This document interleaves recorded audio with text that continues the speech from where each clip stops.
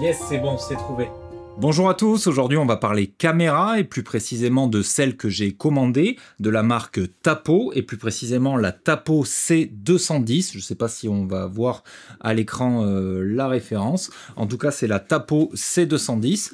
Pourquoi j'ai choisi cette caméra? Tout simplement parce que je souhaitais changer la mienne. Je vous expliquerai un petit peu pourquoi après. Et je cherchais une caméra simple, hein. Malgré son nom compliqué, finalement, elle est très très simple dans son utilisation. Et c'est ce qu'il me fallait. Je suis allé alors sur Amazon. J'ai regardé ce qui se faisait le plus. Il s'avère que cette Tapo C210, c'est une des caméras qui est les plus vendues et qui a un prix en plus ridicule pour ce qu'elle offre comme fonctionnalité. Donc mon choix s'est porté là-dessus et je vous explique comment je m'en sers, ce qu'elle est capable de proposer et les configurations diverses et variées qu'on peut avoir avec. Donc cette petite caméra, elle se présente comme ça, hein, donc c'est un design qui, on va dire, est plutôt classique, hein. On a l'habitude de retrouver ce genre de design sur différentes marques maintenant. Ce qui était important pour moi, c'était qu'elle soit compatible pan and tilt. Donc pan and tilt, c'est un mot barbare, mais juste pour dire qu'en fait la caméra va pouvoir se déplacer, vous pourrez la piloter depuis votre application par exemple pour l'orienter verticalement et horizontalement. Alors horizontalement, en fait, elle va faire un 360 sur elle-même. Elle est également compatible avec la vision nocturne, vous aurez de la détection de mouvement, vous pourrez faire du tracking de personnes aussi, elle va suivre en fait un objet, on verra ça tout à l'heure. Il y a un micro bidirectionnel à l'intérieur, donc vous pourrez au travers de votre application parler à la caméra et les personnes qui vous entendent auront la possibilité de vous répondre. Elle est compatible avec la majeure partie des assistants vocaux traditionnels, donc Alexa de Amazon, Google. Elle sera également compatible avec Siri, avec une petite manipulation. Vous pourrez vous en servir dans HomeKit d'ailleurs, puisqu'elle sera compatible HomeKit Secure Video. Je vous montrerai après. Et elle a également la diffusion du flux en temps réel RTSP, donc vous pourrez également vous en servir et la paramétrer dans Home Assistant. Et notamment sur ce dernier point, c'est aussi pour ça que j'ai changé de caméra, parce que celle que j'avais juste avant, étant un vieux modèle, elle n'était pas compatible avec la diffusion du flux RTSP, et avec l'utilisation que j'ai de cette caméra et la façon dont je m'en sers, j'en avais besoin. On va voir dans cette vidéo les différentes fonctionnalités qu'offre la caméra au travers de l'application. On regardera aussi également la qualité d'image. On parlera également du stockage, puisqu'en fait, le stockage, en orientant la caméra ici, vous aurez la possibilité donc d'y insérer une carte micro SD à cet endroit-là. Je ne sais pas si on va le voir. Voilà, il y a une fente pour la carte micro SD. Vous pourrez la mettre à cet endroit ici, mais également vous aurez la possibilité, dans le cadre de HomeKit Secure Video, vous savez conserver les images sur le cloud. Et elle est également compatible avec l'enregistrement sur un NAS, par exemple, quand vous allez pouvoir configurer ça dans Home Assistant. Et mon utilisation, elle est plutôt basique, hein, puisque j'ai pas un système de vidéo caméra à la maison qui est surdéveloppé. D'ailleurs, c'est même la seule caméra que j'ai à la maison pour l'instant. Et principalement, elle me sert en fin de compte à surveiller que tout se passe bien, mais surtout que les chiens que j'ai à la maison me mangent pas le canapé. Alors pour installer l'application Tapo, rien de bien compliqué, donc on va venir sur son smartphone, on va aller donc sur l'App Store ou le Play Store, de toute façon c'est la même application, et il faudra venir télécharger cette application, l'application Tapo, donc avec l'espèce de petite maison bleue.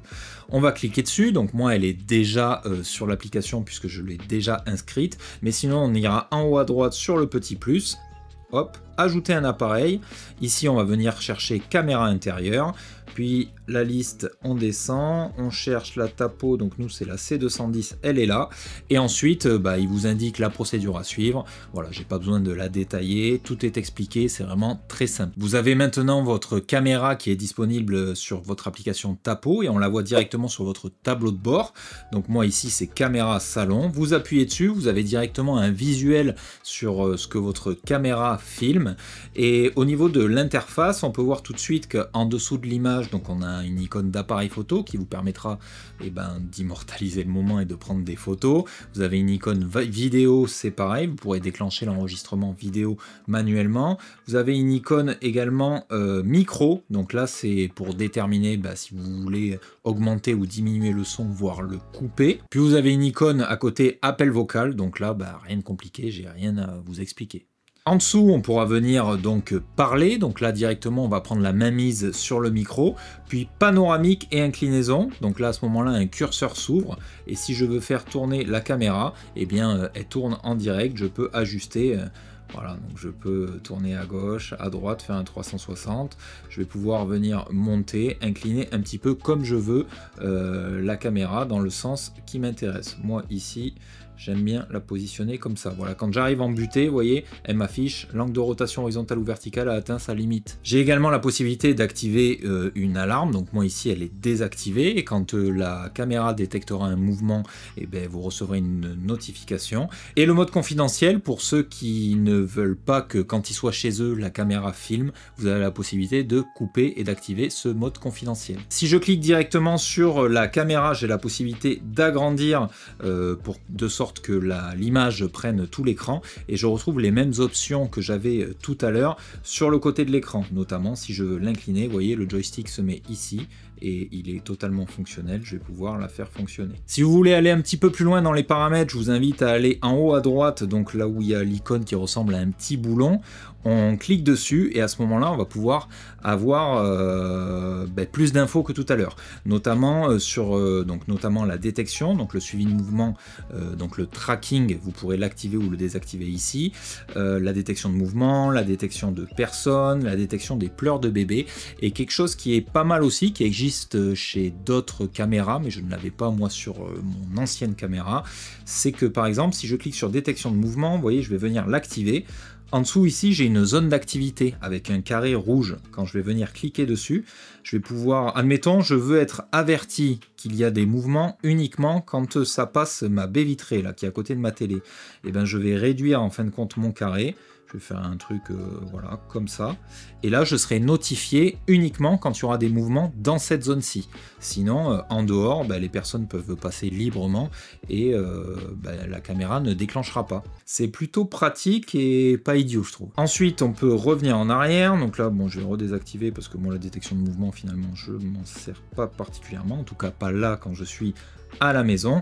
On pourra aussi ici donc voir notre stockage et les enregistrements, la vidéo et affichage, donc notamment la qualité vidéo. Moi par défaut je la mets toujours en 1080p parce que ça me suffit, mais la caméra peut aller jusqu'à du 2K, donc du 2304 par 1296 pixels. Attention par contre, ça mange forcément un peu plus de ressources, donc à privilégier je pense si vous avez une connexion fibre. Notamment moi ici j'ai une connexion fibre, mais le 1080p me suffit, d'autant plus que lorsque l'on utilise la caméra avec d'autres applications, même si on configure en 2K, la qualité vidéo restera sur du 1080p. On aura la possibilité aussi quand on descend donc d'inverser l'image. Ça va être si par exemple vous mettez votre caméra, vous savez, au plafond, forcément la caméra est à l'envers, donc avec ce switch là vous pourrez inverser l'image et du coup la voir à l'endroit.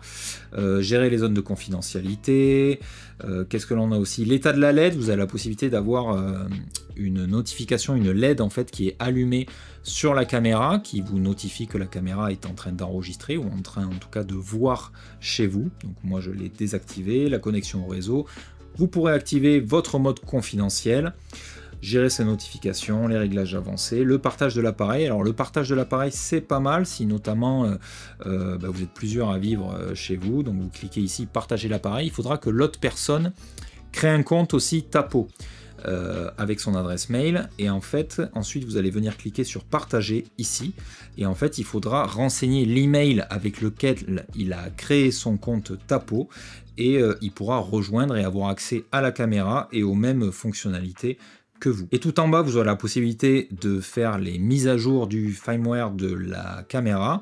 Moi, depuis que je l'ai, je crois que j'ai eu 2 mises à jour de la caméra, donc c'est un produit qui est quand même relativement suivi. C'est très simple, hein, vous cliquez dessus, vérifiez les mises à jour, voilà, c'est à jour, moi, puisque je l'ai fait récemment, il n'y a pas de souci. Et voilà, on a fait le tour. Normalement, dès que je passe dans le champ de la caméra, il devrait me détecter et me suivre.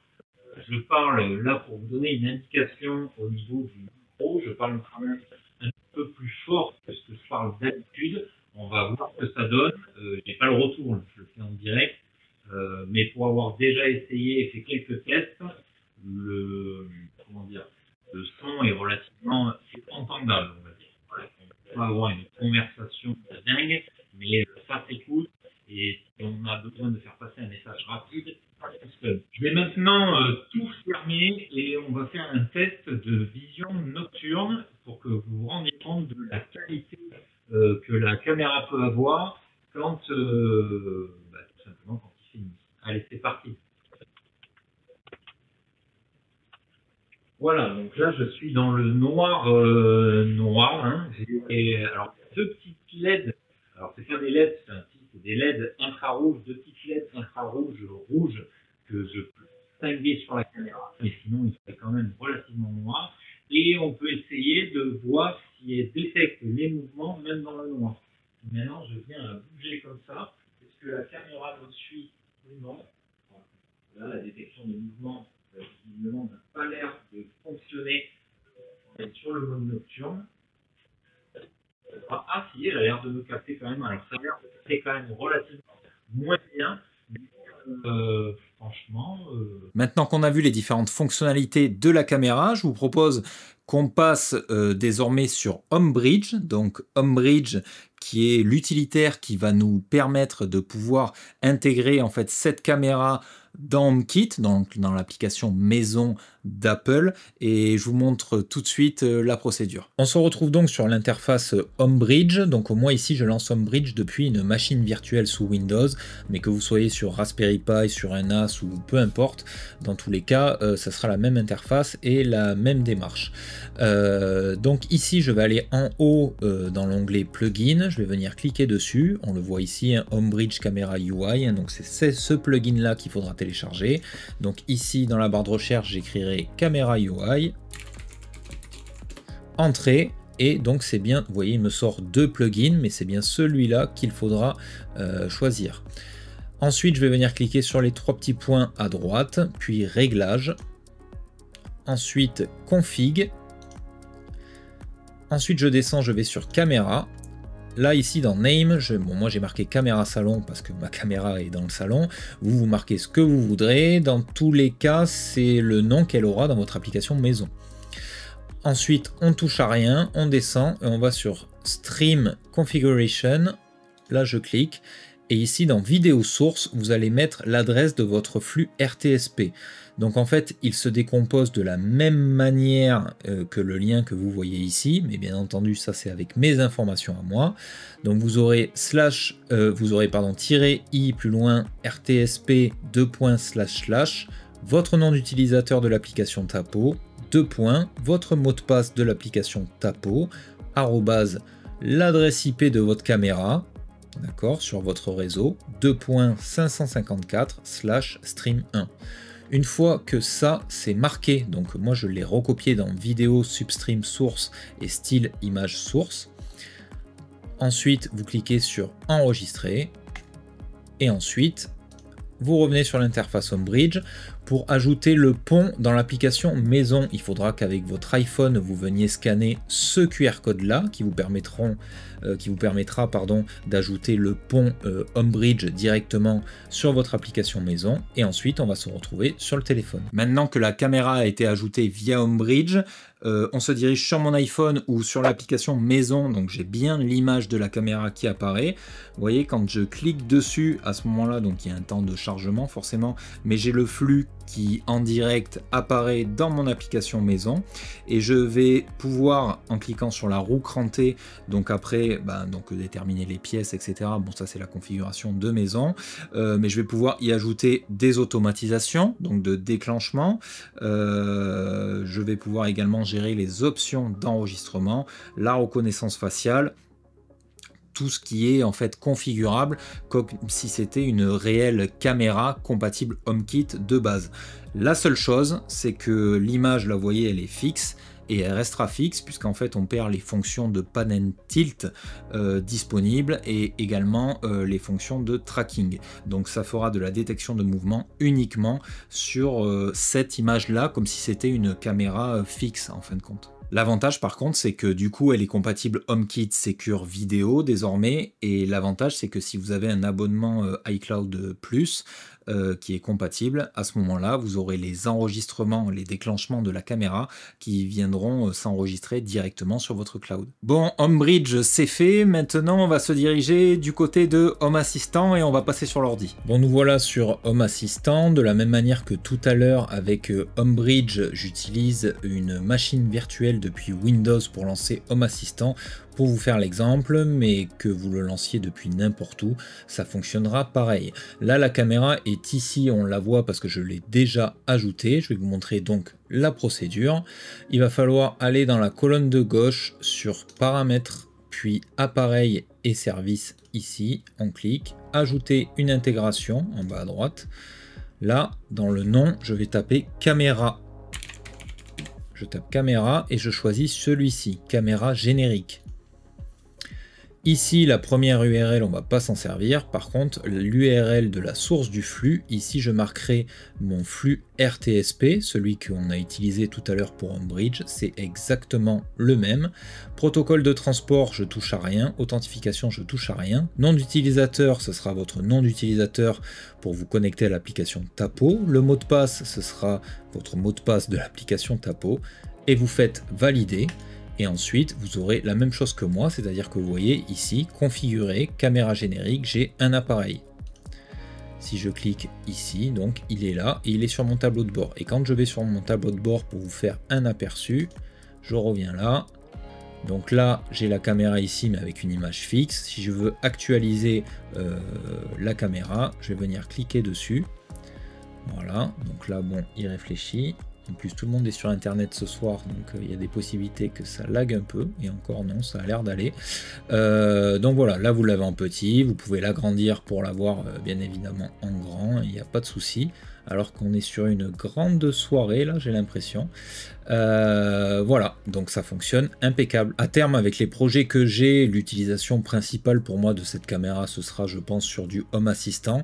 Et honnêtement, pour le prix de la caméra, au vu de ce qu'elle me donne, moi, ça me suffit largement. Je ne sais pas si vous serez dans mon cas, au vu de la qualité vidéo que j'ai pu vous montrer, mais moi, je trouve ça très honnête. Voilà pour la présentation de cette petite caméra. Je dois dire qu'elle me satisfait amplement de par l'utilisation basique que j'ai d'un système de caméra vidéo.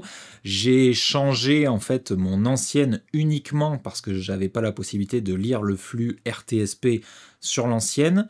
Et comme j'ai un projet de NAS, de création de NAS DIY, je voulais absolument avoir ce flux en direct pour pouvoir le rediriger vers Home Assistant. D'ailleurs, si ça vous intéresse, je vais créer une playlist sur la chaîne avec les différentes étapes de la création de mon NAS, donc n'hésitez pas à vous abonner, ça peut être sympa. Sur ce, merci d'être resté avec moi jusqu'à la fin. Si la vidéo vous a plu, n'hésitez pas à la liker, la partager et me l'écrire en commentaire.